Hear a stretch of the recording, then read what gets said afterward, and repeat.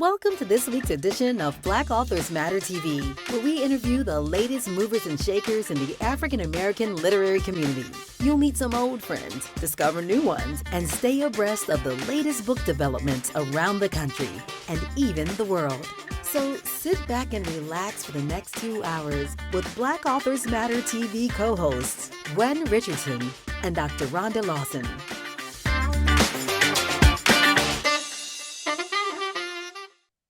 Good evening and welcome to the last episode of Black Authors Matter TV for the month of November. I'm Gwen Richardson, your host for tonight, along with my co-host, Dr. Rhonda Lawson. Good evening, everyone.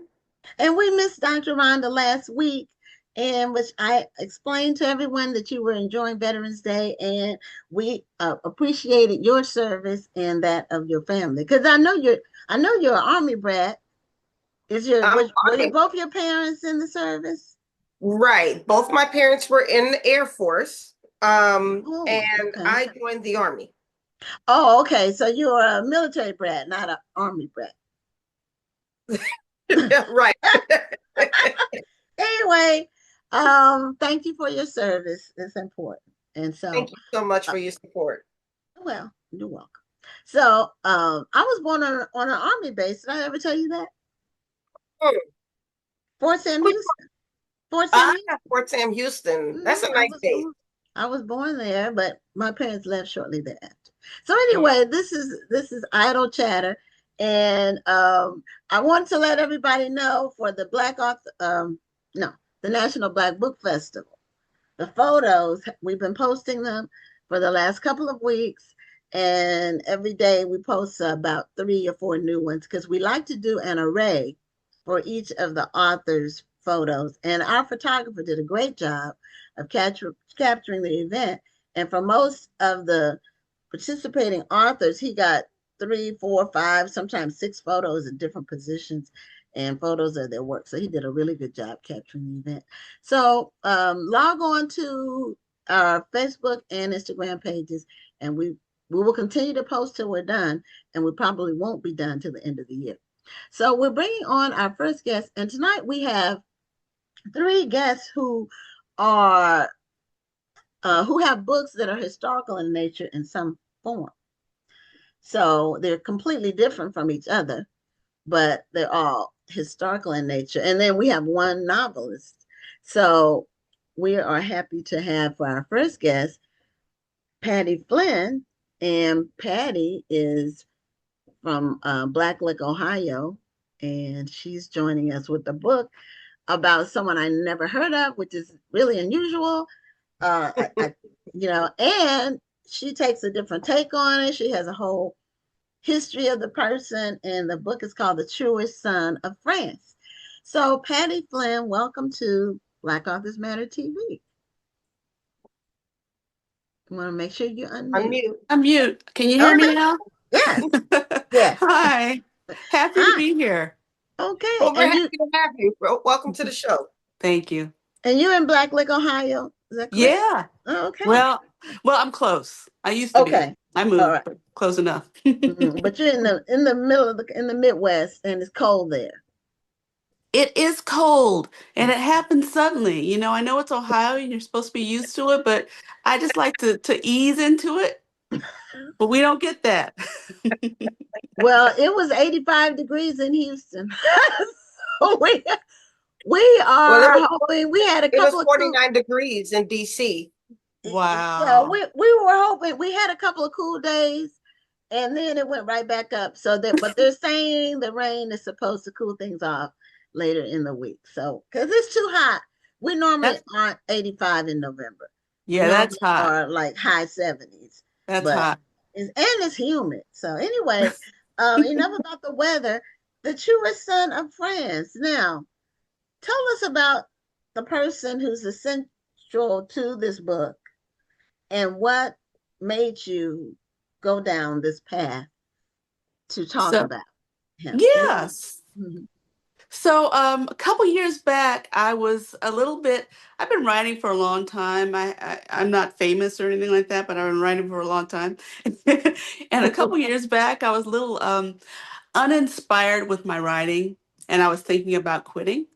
And I just happened to be on Pinterest, and I was just looking at art on Pinterest, and I ran across this image of this Black man, and there was a caption that said he lived at the Palace of Versailles, which was a shock to me because that was my language. You know, I thought I knew a little bit about France. I'd never know that there was a Black man who lived at the Palace of Versailles. And then they said that he actually later on, he was gifted to the mistress of the king. Many years later, he would turn her into the Revolutionary Tribunal during the French Revolution. And I got excited. I said, there's a story here. Absolutely, there's a story. Yeah. So I decided to do a lot of research. I'm not a historical history person, at least I wasn't until I started this story. And I started doing a lot of research. There wasn't a whole lot of information on him. The downside to that is you don't have stuff that you can pull from, but the good side is that you can use your imagination and fill in a lot of the blanks. And so, what I wanted to do, because I felt that what I was reading about him was biased and it was so obviously, you know, now we look at it, of course, it's so obviously racist. It led me to question everything that I had been reading about him because all of the memoirs and everything I read was negative about him. They said he was a horrible person. He did this horrible thing, and he was so happy that he did this to this woman, sending her to her death. And I thought, you know, that's acceptable if you're looking at him as a character, not as a person or a human being. And I knew there had to have been a story there, especially when I found out that he came to France enslaved. He was a child slave. And, you know, it turned the whole story on its head for me because it changed what I thought about the king, what I thought about Jean du Barry, and what I thought about his story. And so I wanted to tell that. I ended up writing 3 full-size books. So it's a trilogy. The first book is called The Greatest Thing. The second book is called The Devil's Berries. And the last book is coming out in December. It's called The Truest Son of France. And with it, you know, it's just been a labor of love. It really has. I kind of felt that it was meant for me to write the story about this man that I'd never heard of before. I think somebody was supposed to tell a story. And I think maybe it was me. You know, I'm really glad that you did tell a story because there are so many figures in our history who have been villainized because only a certain faction told their story and they told their story the way they wanted to tell their story. And Mhm. we never hear the real thing. And when I remember doing research on Akhenaten, who was an Egyptian king, and he was hated, and they tried to erase him out of history. If you look at any of his statues, they were all chiseled out because they didn't want you to see his face. They Mhm. always made his statues look like he had woman hips. You know, they wanted to do everything that they could to villainize this man's name just because he didn't subscribe to the multi gods that they Mhm. were worshiping at the time. Mhm. And so we see that this happens throughout history. When you want to villainize somebody, tell the story the way you want to tell the story, because there aren't very many people who are going to argue with you or dispute that. Exactly. And what you know, when I was writing this story, I knew that what I was going to do to Jean du Barry. I didn't intend to do what I did to her in the beginning, but I made her this. Once I found out his story, and once I thought what I knew his story was, it changed her. You know, it changed my perspective of her. And I was a little bit worried because I thought everybody's writing about how she was this wonderful person. And was she a wonderful person? I don't know. We don't have the records.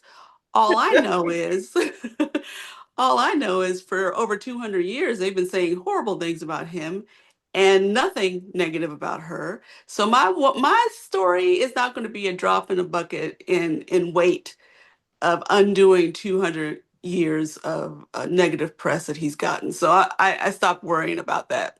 Okay, give us his full name because I don't think we said it at the top. Ah, his name is Louis Benoit Zamore. And And what years in France are we talking about? so What he time period? is, yeah, he was suspected to have been born in 1762 in India. He was taken into slavery. He ended up in France around 1772. He was either gifted to or bought by King Louis XV, who then gifted him to Madame Jeanne du Barry. Um, he would live with them until the king died. In 1774, when the king died, Jeanne du Barry was exiled because she famously had a horrible relationship with Marie Antoinette. They hated each other. So Marie Antoinette kicked Jean du Barry out of the palace, kept Zamora there for a couple of years, and then a few years down the road, they released her from exile, and she took him back along with her property to live at Chateau Lucien in a little kind of a little suburb next to Versailles. And he would stay there with her for over 20 years. Unbeknownst to her, he started going into Paris and he met some revolutionaries before it was a revolution. He became a Jacobin. He believed in the rights of man. He believed in freedom and equality. He believed in all of these things that, you know, we believed in that made the United States that we were supposed to believe here. He believed in all that. So, but by day, he was going back to the chateau and still being her servant. So it wasn't until 1793 that he was found out. She discovered that he was working for the revolutionaries, and they had a huge fight. She kicked him out. A little while later, she was arrested. She ended up going to the guillotine. And so for many, many years, people have been blaming him and calling him a traitor for having turned on her because she was so close to him. And they were very, very close. But what we understand is that the closest that you experience as someone who's trapped with someone is different from the closest that you would have if they were an actual friend or relative or somebody you wanted in your life. so my take was a little bit different. I didn't see their relationship as close as everyone else seemed to see it. And so in my way of thinking, he didn't betray her as much as he protected himself. And I really, I think he kind of had to. You know, I'm Probably always skeptical when I read something that someone wrote about someone else and they tell you that person's motivations or what they were thinking. You don't know what they were thinking unless they told you. You can't assume what somebody's thinking. And a lot of times people will assume something that's completely false. And that happens today. That happens just in regular life. Someone can misread your motives, ascribe something to you that's not there or the opposite of what your thoughts are, or maybe you're not even thinking at all about what they're talking about, you know. And then but what I don't like is when someone writes it about someone else. And we see that often in journalism or books that are written about people, well, where they'll say that person's thinking was, how do they know what their thinking was? Unless that person said it. And if they said it, it should be a quote. Mm-hmm. Exactly. You know, I think this is the reason why I enjoy the movie Wicked so much. The first time I ever experienced the story was when I went to see the play, and I realized that the Wicked Witch of the West was villainized because of the color of her skin. Huh. And because of the way they told the story, they made it seem like she was a villain, but she was really misunderstood. And so I was excited when I got to see the movie, and then I read the book, and the book totally shows how she was misunderstood, even to the battle with what's the little girl's name? Dorothy? Dorothy? Dorothy. Dorothy, yeah. The battle with Dorothy, it was all misunderstood. I I was still about to haven't say seen Wicked. I haven't seen it either. I Haven't don't seen know if I'm not compelled. It's not something that I'm compelled to go watch. Well, I mean, whether you're compelled or not, I mean, that's the thing is that's really what the story is about, is how the Wicked Witch of the West was actually villainized because of the color of her skin. And Which that's why was I was really green. interested. The Right, green because color. she was green. She was the Okay. only green person in the country. And Okay. Interesting. that's why I thought it was interesting that they made the Green Witch or the Wicked Witch of the West a black woman when they decided to do the movie. I was like, that's an interesting turn. Mm-hmm. Yeah.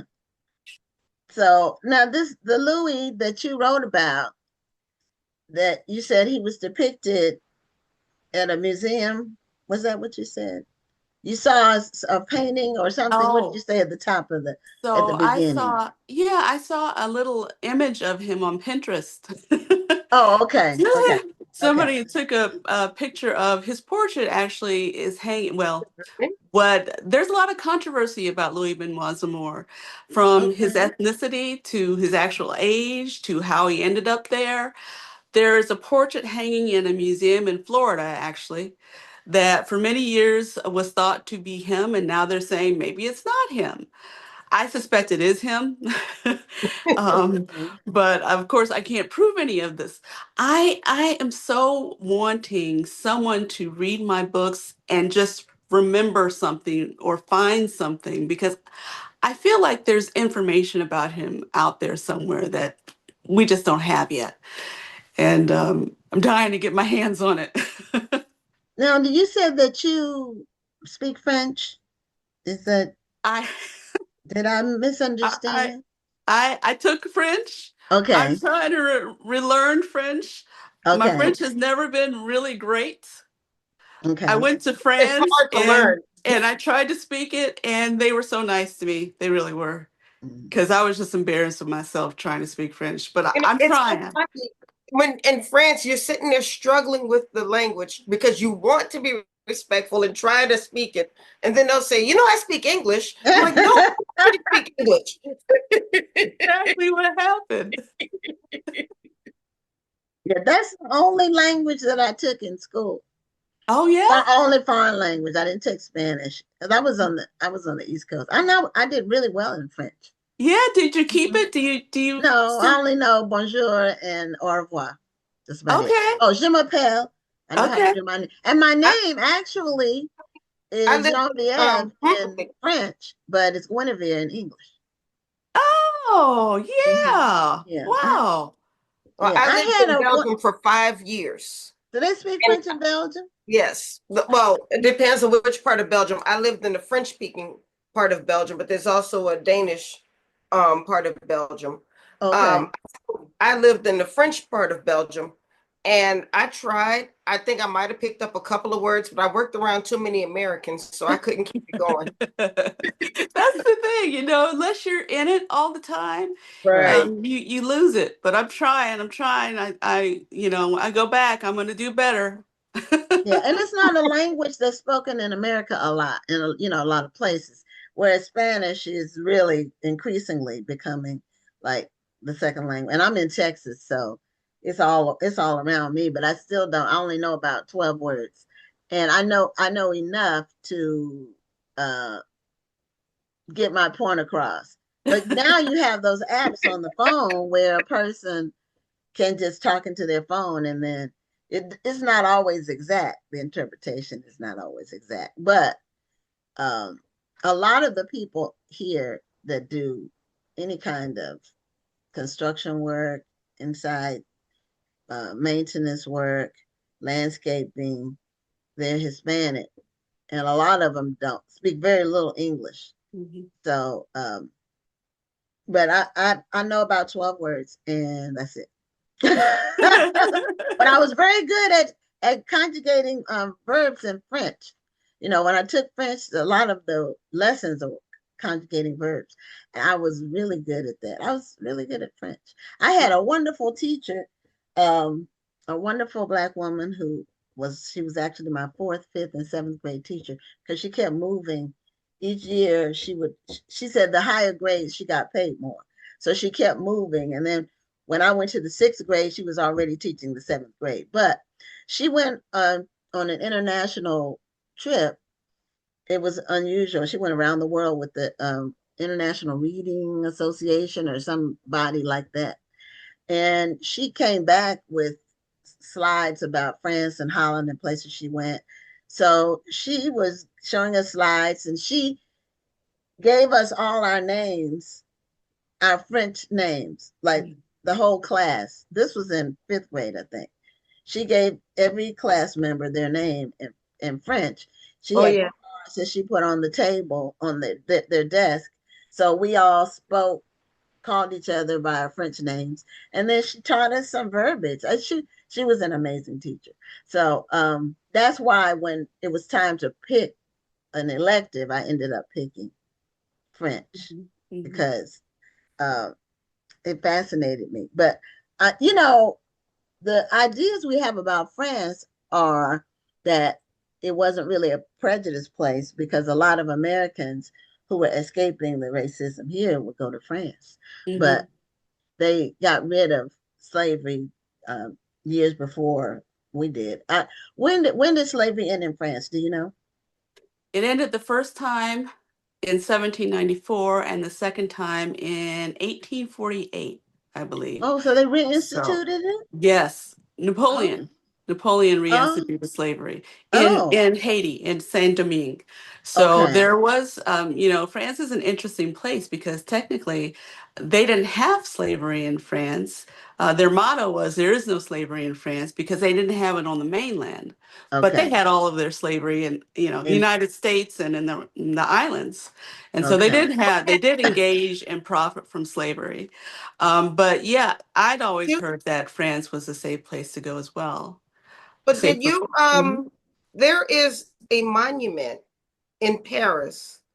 It looks like chain links. Mhm. And so you know what monument I'm talking about? Yeah, yeah, It's supposed to be a monument that honors or memorializes the end of slavery in France. So yes. it's very interesting to hear that because they must have thought it was around somewhere for them to have erected that monument. Yeah, well, yeah, the monument's relatively new. It is. Uh, Okay, It is. but okay. but yeah, and I don't want to say that I do still think it's a great place for Black people. It really is. But they did go through some of the same things that we go through here in the United States. They didn't have, like I said, they didn't have the same degree of slavery. Um, how do I say this? It was pretty brutal in Haiti. It was pretty brutal in the islands, Mhm. as brutal as it was down south. But the people on the mainland didn't see any of that. Um, Okay, so it's like out of sight, out of mind kind of thing. exactly. And sometimes some of the nobles would bring their enslaved people to France, but they, under very limited and regimented circumstances, so they weren't supposed to keep. They were allowed to visit with their enslaved people, but they weren't allowed to keep their enslaved people there. Some people got around that. There were some outposts of enslaved people on the mainland, so it was really complicated. It was really different from the way it was here in the United States, which is one of the challenges of doing this research. I didn't understand any of that. Do I you didn't think that understand. do you think that it's because what we learned when we went to Amsterdam is that there was slavery there, but they didn't like to call it slavery. They don't like to talk about it. And so they'll say things like they worked, or they won't say that it was actually Yeah. slavery. So I wonder if that was maybe the case a little bit in France as well. I think so. And I think also they were downplaying it as as they're doing right now, downplaying what it really is and making it seem as though they're just people who are working for us. They're just people who are happily working for us and they're being taken care of. And if you don't see it, you don't have to know. You don't have to think about it. Right. Um, but there That was were. the way they sold it Mhm. to slaves, although they didn't have any options. But they had them believing that they couldn't take care of themselves and that they were taking care of them. And when it was just just enough of an existence for them to be able to work. Because in order to work, you have to have food and you have to be decently fed. Mhm. You know, to have Mhm. the energy to pick crops is. You can't do it on an empty stomach. So they, it was all for self-preservation, uh, in terms of the landowners or the slave owners. It was really for their own benefit. Oh yeah, absolutely. Mhm. So what are your plans in the future? Do you plan to visit France more in the future? And I will go back. I've been back. I've been there twice now. I will go okay, back again because I've done this research for this trilogy. I'm kind of deep in that time period in that place right now. I have okay, another series based on a character from this novel. Her name is Veronique, and people seem to love Veronique. So she's a young Black woman from Burgundy. So, um, so I'm probably going to do some more with her because I like the perspective from a young Black woman in a time that doesn't is not considering what she's doing in the world. And there was a whole lot going on during the time. So I'm going to lean into her story. Well, there's a saying that history is told from the vantage point of the victor whenever there's conflicts, wars, or Exactly. whatever. Mhm. Mhm, Exactly. mhm. So if you didn't win or your side didn't win, then your history either gets completely erased or it gets misinterpreted or, uh, you know, And thus the reason why, it's Patty, your so books important. are so important, Yes. because um it could be, if it hadn't been for you, nobody would ever know this man's story. Oh, Right. that's a very nice thing to say. I His story is out there, bits and pieces of it, and he shows up in media here and there. Here and there. Um, yeah, but I don't think a lot of people in the United States knew anything about him. So I'm very pleased to get this out here, and I appreciate the fact that you say that because it means a lot to me. Because there's the writer me that my ego. I love to write a story that's fascinating, but there's also the fact that I wrote this because of him, and I wanted to get his story out there too. So thank you. Okay. Now, what's your background? Are you a professor? Do you teach? What is your like day job? Oh, wait, I mean, if you can say. No, I'm in administrative support. So I do not teach. Okay. Though I thought I might want, at one point in my life. But it's interesting because some of my characters end up teaching. Zamora ended up teaching. Um, Okay. Veronique, her mother ended up teaching. So I have an appreciation for teachers. And maybe someday, I've always thought maybe I'd be a substitute teacher. I don't know. Okay. Well, it's the topic No. you picked is one that people would call scholarly, and so that's why I thought maybe you were a professor. It's not your typical topic.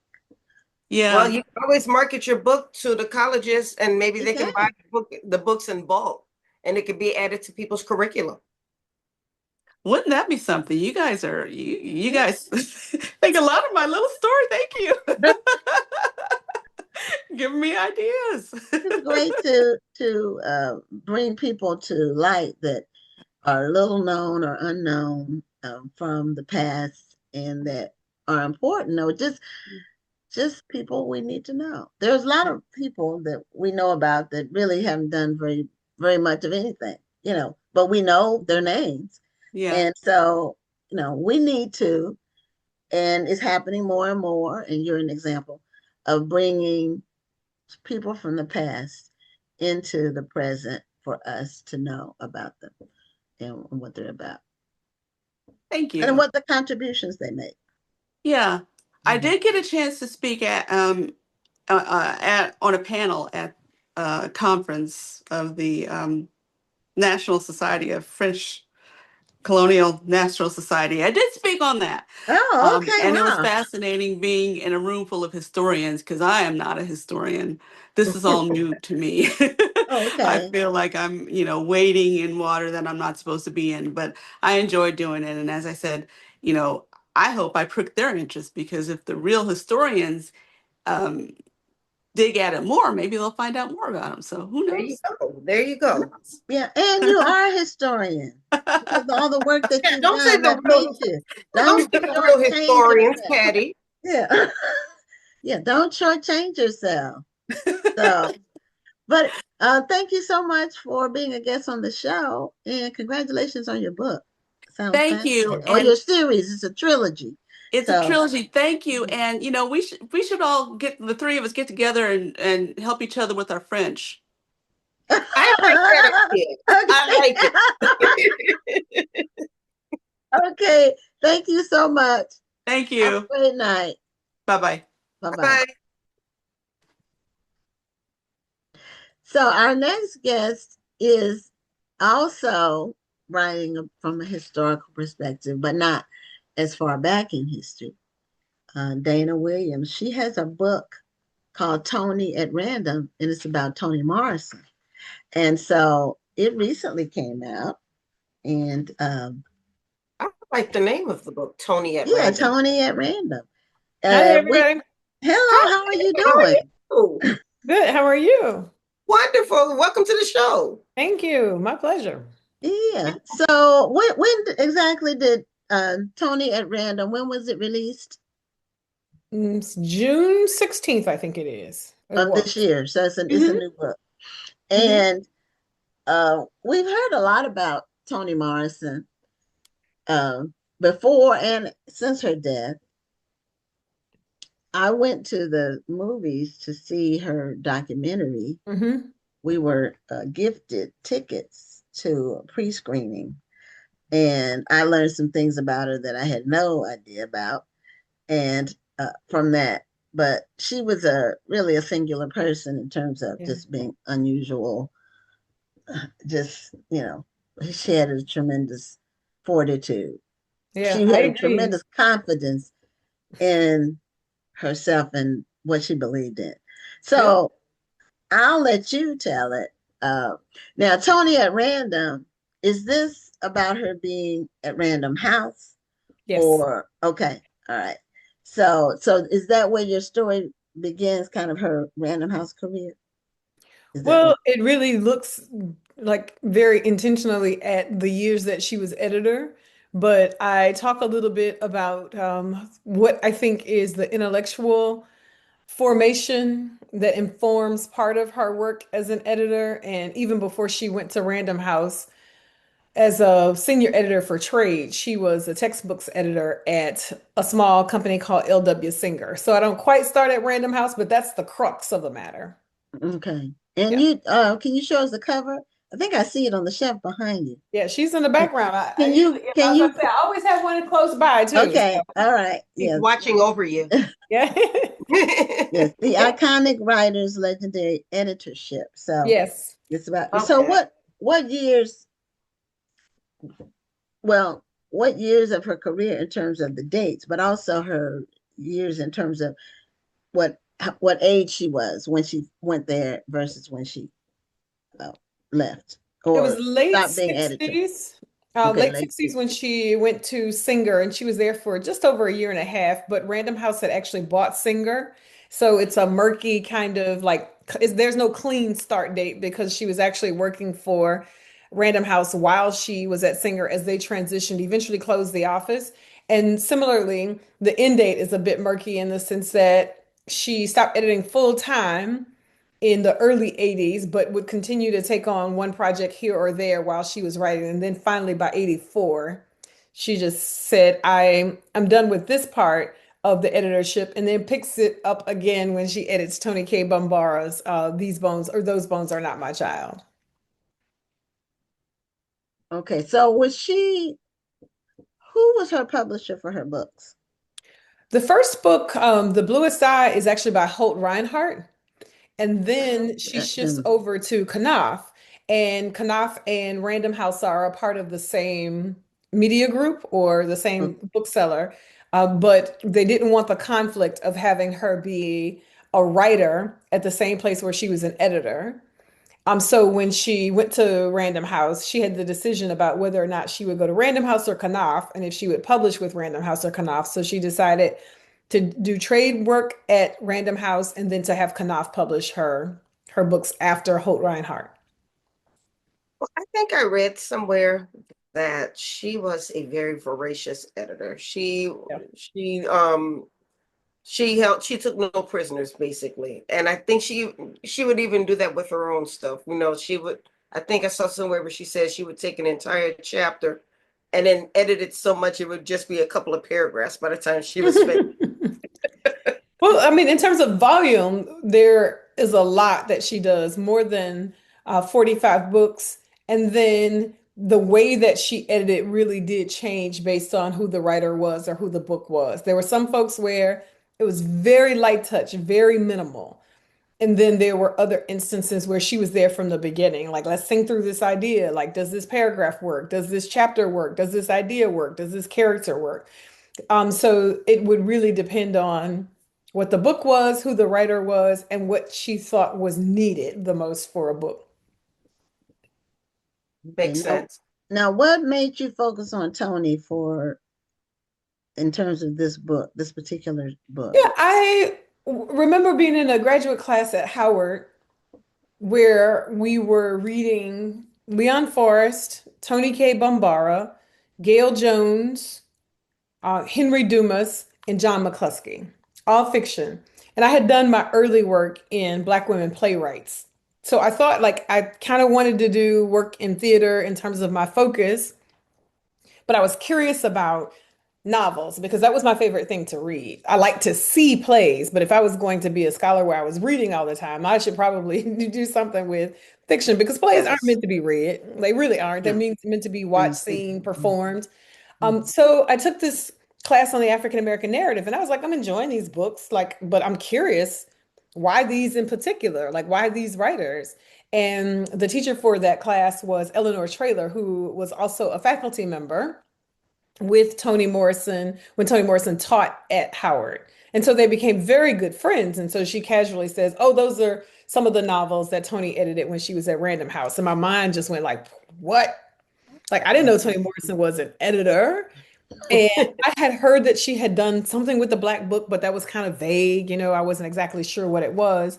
So I really got curious about the project, really enjoyed it. And I thought that initially that I would do my dissertation on Toni Morrison's fiction and the fiction that she edited to begin to understand that relationship. What was the push pull, the back and forth between her as a fiction writer and her as an editor? And I actually did start the project with that in mind, but I was, young and hard-headed when Dr. Traylor told me that project was too big for a dissertation. I was like, whatever, I'll show her. And of course, 6 months later, I was like, oh, I can't actually do this. Like, just kidding. Yeah, right. I know. Take back. Yeah. So at that point, I said, all right, I'm going to pick one of these writers. So I focused on Leon Forrest, but I said that I would never let the project leave really the forefront of my mind. And then, interestingly enough, because I had chosen Leon Forrest and I had done a year at Northwestern as a Ford Foundation Fellow, and there was an inaugural Leon Forrest lecture after he had made his transition. Morrison gave that lecture. I went to the talk. We talked a little bit after, and I was talking about Leon Forrest, and she looked kind of like, "Why do you know this about Leon Forrest? Like, few people know this." Like, and I said, "Well, my book's just about to go to press on Leon Forrest." And so similarly, she said, "How did you get interested in it?" And I said, "Well, I was in Dr. Traylor's grad seminar." She's like, "Oh, Eleanor, like that, like, oh, okay." And I said, "And what I really originally wanted to do was that class was on your editing fiction writers, and I really want to think about the editorship." And she said, "That was really hard work, and nobody talks about it. So if there's any way that I can be helpful, let me know." Well, at that point, I'm like, "Oh, Toni Morrison has volunteered to help me. Okay, I can do this." So without like in short order, I probably went to figure out when I could get to Princeton because that's where she was teaching at the time. She gave me the information for the person who like helped her with her schedule. I emailed her immediately and it's like first available. And really, I began working on the project in 2005, like after that first interview, where we talked a little bit about what the editorship entailed. But the project didn't expand until many years later because I was thinking I wanted to focus on the fiction. But it was this kind of ironic thing where she would not talk about the fiction, like interview after interview, and she'd talk about everything about the fiction. And I'm thinking, like, is she playing games with me? Like, what's happening here? And what I didn't realize then until and I didn't realize until many years later is that I was probably being edited by Toni Morrison in the sense that she's like, this project is bigger than just the fiction. And so I can remember it was probably around 2010, 2012 or so. I said, I think I'm going to have to move beyond the fiction. I think I'm going to have to think about the whole editorship. And she was kind of like, okay, I think you're right. Like, it's about time you come along, you know? So then I began to expand the project, and I just thought it was really interesting because there were so few people who had talked about her as editor. And you mentioned Seeing the Pieces I Am when it came out. I know the director loosely, and similarly, he invited me to the screening. But at that point, there was enough of a reputation. I had done enough conference presentations on Morrison's work as editor that people knew that I was working on the book.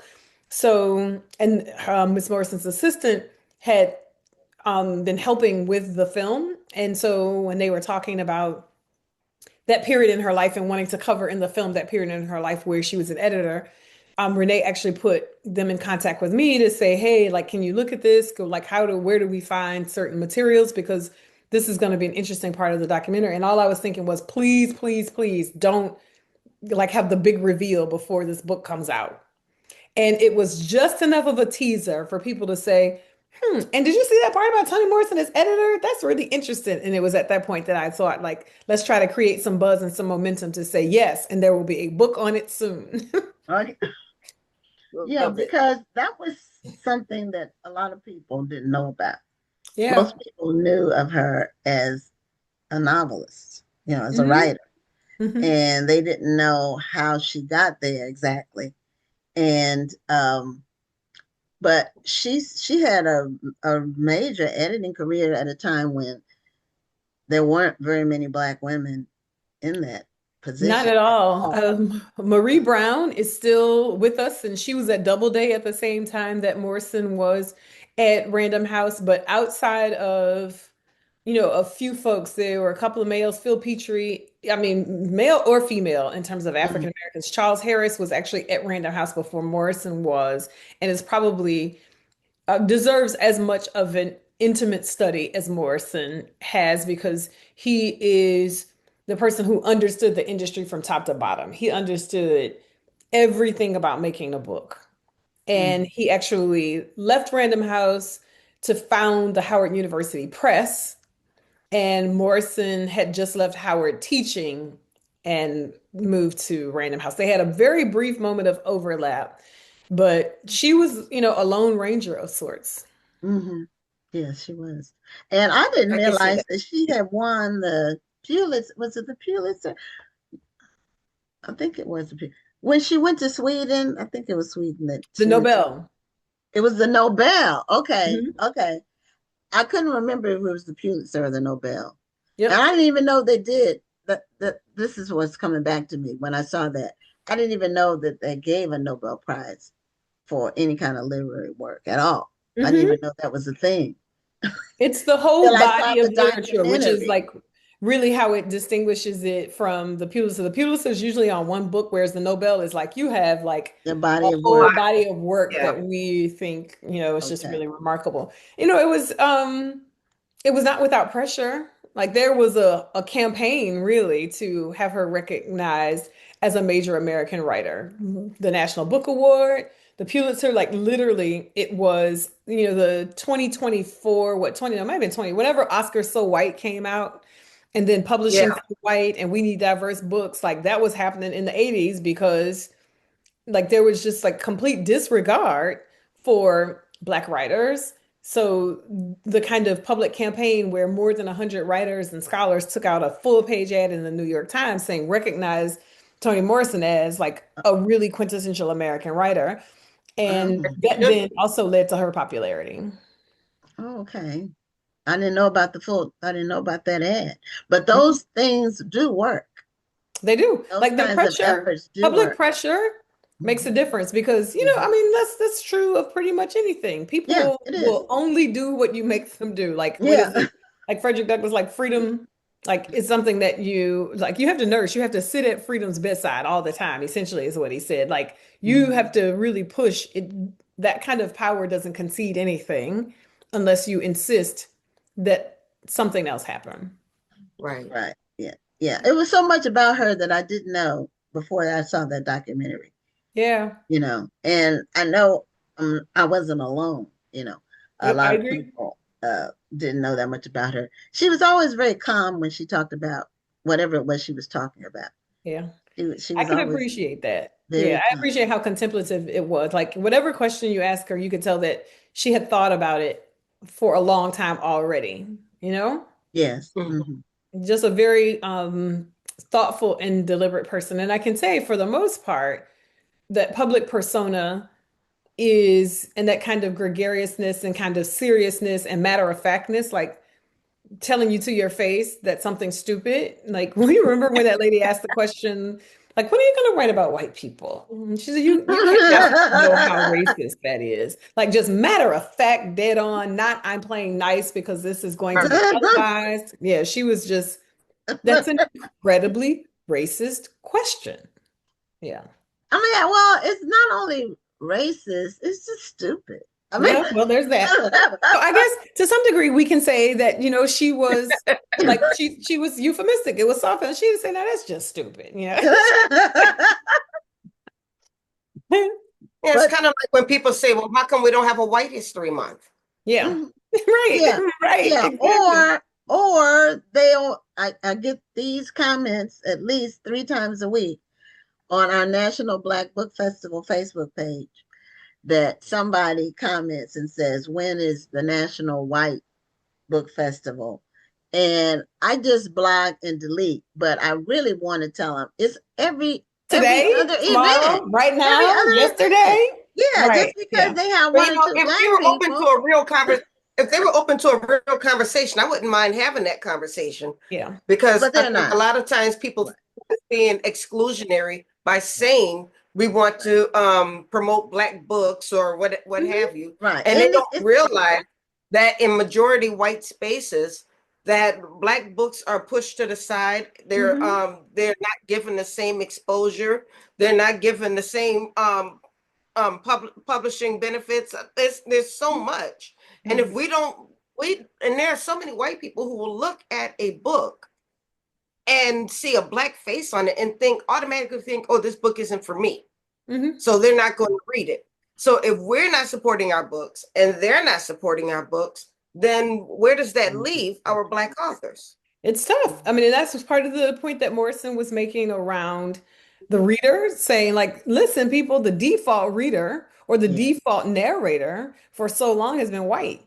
I Right. don't have interest Right. in doing that. Like, you can assume that whoever is talking in my book is a Black person and that I am talking to a Black reader. And people don't Mm. necessarily recognize that without even having to state it, the assumption is white. Yeah, the Yeah. default is white. That's Hmm. that's what it is for most things in Hmm. America. When I Um, was a teenager and went to modeling school, I'm never going to forget that our instructor for the day was talking about. Oh yeah, I went to Barbizon. I didn't know that. See, I learned something. Ron and I've been friends for years and had this show for 5 years. She never told me she went to Well, modeling Yeah, I school. saw I you didn't say you went to modeling school. think about it until this specific moment. Okay. Our instructor was talking about the all-American look. And she said the all-American look is blonde hair and blue eyes. And I sat there thinking, well, where does that Well, leave me? yeah, Yep. yeah, yeah. Yeah, and the other part of it that is so insidious is that's not even true. No. Like Mm-hmm. the number of people who are actually white, blue haired, and I mean white, blonde hair and blue eyed, like abysmally small. Mhm. And yet Right. we Right. are Well, leading, we're having that as the standard. especially those that are naturally blonde, Right. Yeah. because only a small percentage of the people that you see with blonde hair, just look at their roots and look Hmm. at their eyebrows, they might are Hmm. actually blonde. Because blondes, it's a small portion of the world that grows blonde haired people. Yep. But we have somehow But made that, the world has somehow made that it's standard. And so part of the adjustment has to be to say, no, wait, that's not it. And the Mm. pushback against saying that we dare to imagine that a standard of beauty does not follow that same rubric. Like there's always resistance to that. Right. And the interesting thing is, like writers like Morrison and so many of the writers that she edited didn't try to say, no, the standard of beauty is this instead of that. It was trying to say all of these things are beautiful. Like, let's not Right. exclude this. That's something that I think is um, just like an asset of sorts. The way that Wale Soyinka describes it in the book of Africa is it is like Africa's greatest gift to the world, the humanism, the notion that I don't have to, my goodness is not contingent upon making you bad. Like I can be good as a function of myself. Yeah, I Right. don't need Hmm. to put you down Right. to You make don't need my to thing villainize right. someone else Right. in order to feel good Mhm. about yourself. Hmm. Mhm. And a person who does, and Toni Morrison did allude to that, or she mentioned that in the documentary when she said, and it's something that stuck with me. She said, if you can only feel good if somebody else is on their knees, what Yep. does that say about you? Yep. Yep. That's and that's so sometimes when people and with the Black Book Festival, for example, I tell people if you don't have a problem with Cinco de Mayo or St. Patrick's Day or Chinatown, then leave us alone because Yeah. this is our event. This is what we want to call it. This is what we want to call ourselves, and we get to decide. And guess what? We people of all nationalities come to our event because we don't make people feel like they That's shouldn't right. be there Hmm. at when we do stuff. Yeah, there's a welcome aspect to it. And Yes, similarly, I think it's interesting as important as Morrison is to African American literature, and as clear as she was that she was an African American writer, when she edits a number of different books, like all of the authors, aren't black. And she would say that she's like, now all of the books that I edited weren't by black writers, and I didn't even like all of them. But that's not the point. The point is, the point is you give people the space to think and have their ideas tested out with audiences. Like yes, that's what you're trying to do to like see what's happening with the discourse. Is the argument solid? Is the story interesting? So having an understanding that the world is better when there are more voices than no voices or one voice, like is part of what I see is like critically important and for us to think about in terms of like black books, black authors, black bookstores, mm-hmm. um, black publishers, and then the whole industry really, because the industry still really does have a very long way to go in terms of diversity. It does. Yeah. It really does. A lot of the people who then this is what we run into, and that really irritates me, but I have to live with it. But I try to do a workaround. A lot of the gatekeepers for the Black authors are not Black people. Hmm. And so they don't necessarily look for Black spaces for them to promote themselves, to promote the author. The person who's the marketer, publicist, or whatever, they're not necessarily looking for Black spaces. They're looking at Good Morning America or something like that, which is great. I think if someone gets on there, that's a great come up. But you need a solid readership that's going Yep, to you got to have stick that with base you. first. Yeah, Yep. come hell or high water, And the and that. gatekeepers, I mean, it's really interesting. It's one of the things that I hope people will find useful about the book, especially writers, like trying to understand what are the questions you need to ask? What are the things that you need to insist on? Because the way that she Right. tried to nurture and take care of people who would have otherwise been taken advantage of, I think is instructive. And then she was also, Random House was one of the last publishing houses where the writer or the editor didn't have to take the book to committee. The editor could go straight to the editor in chief and say, hey Gwen, I found this like incredible writer. I really want to publish this book by Rhonda Lawson. Here's the pitch, here's the audience. And as editor, we could say, all right, go for it. How much are you thinking for the advance? How many copies do we need to print? How are we going to market? What's publicity going to look like? What are we trying to do? Every other house had to go to a committee. And in that committee, you had, say, 12 other editors, Okay. and you're the only Black woman editor in the room. And when Mm. you make your pitch for Gwen's book, then editor number two says, I don't get it. And editor number three says, I don't really see how this resonates. Editor number four says, nope. Editor number five says, well, maybe. And then editor number six goes, I don't see where it lands. So that gatekeeping was happening by default. Like before it Mhm. ever got to the shelf, it never Mhm. stood a chance because the Mhm. people sitting around the room just didn't have the vision and couldn't see. I don't know that I would And they read this. probably didn't look like the editor or didn't look like the writer. Oh, absolutely not. Because you No, got one no, Black editor in the room. no. It's Like a there was room full of no white people. house with more than one No. Black editor. And So you this have is one why Black editor. representation matters. Yeah, Mhm. it absolutely matters because you're Right. trying to convince everybody in the room. And that's now I got an advance for this book. I got a contract for this book. Then you got to Mhm. go to the design team. Then you have to go to like everything in pre-production. You got to go to publicity and marketing, and you have to say, um, you can't sell this book at this bookstore. You need to sell this book at this bookstore because this is where the traffic's going to come from. But Black bookstores aren't on the list. So when you look at like Toni Morrison's archive, part of what you see is list of like Black bookstores, list of like readers that she knows that she can get blurbs from. So you had to build that network and build that community because it wasn't built for you in the same way that it's built at other places and other houses. Right.